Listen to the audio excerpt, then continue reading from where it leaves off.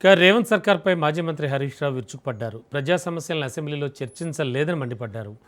రేవంత్ ప్రభుత్వం చేసేదేమీ లేదు కనుక అసెంబ్లీలో చర్చ పెట్టలేదన్నారు. బిల్లులను పాస్ చేసుకోవడానికి సమావేశాలను తూతుమంత్రంగా జరిపారని విమర్శించారు. సభా సాంప్రదాయాలను తుంగలో తొక్కారని ధ్వజమెత్తారు. రేవంత్ రెడ్డి ఇదేదో కుస్తీల పోటీగా మార్చే ప్రయత్నం చేసిండు. కత్తుల కోలాటంతో తలలు తీసేస్తాం, సామాజిక బహిష్కరణ చేస్తాం అని కాంగ్రెస్ సభ్యులతోని ముఖ్యమంత్రి పిలిచి పక్కన కూర్చోబెట్టుకొని మాట్లాడించిండు. మనం చూడలేదా?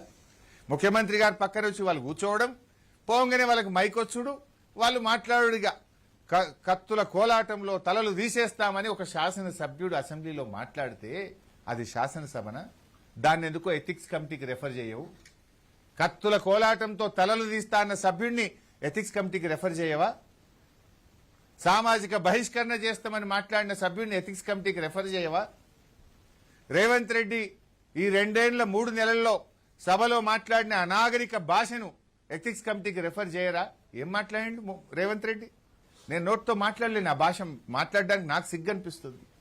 శాసనసభలో ఆయన మాట్లాడినటువంటి భాషను ఇవాళ ఎథిక్స్ కమిటీకి పంపాలి కదా.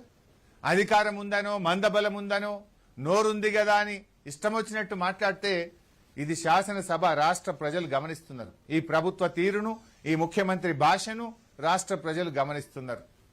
మా గొంతు మందబలం ఉందని నువ్వు అసెంబ్లీలో నొక్కుతావేమో, కానీ మేము యాజ్ పాసిబుల్ దొరికిన ప్రతి చిన్న అవకాశాన్ని ఉపయోగించుకొని ఒక్క సెకండ్ కూడా వృధా చేయకుండా ప్రజా సమస్యల ప్రస్తావనకు మేము ప్రాధాన్యత ఇచ్చాము.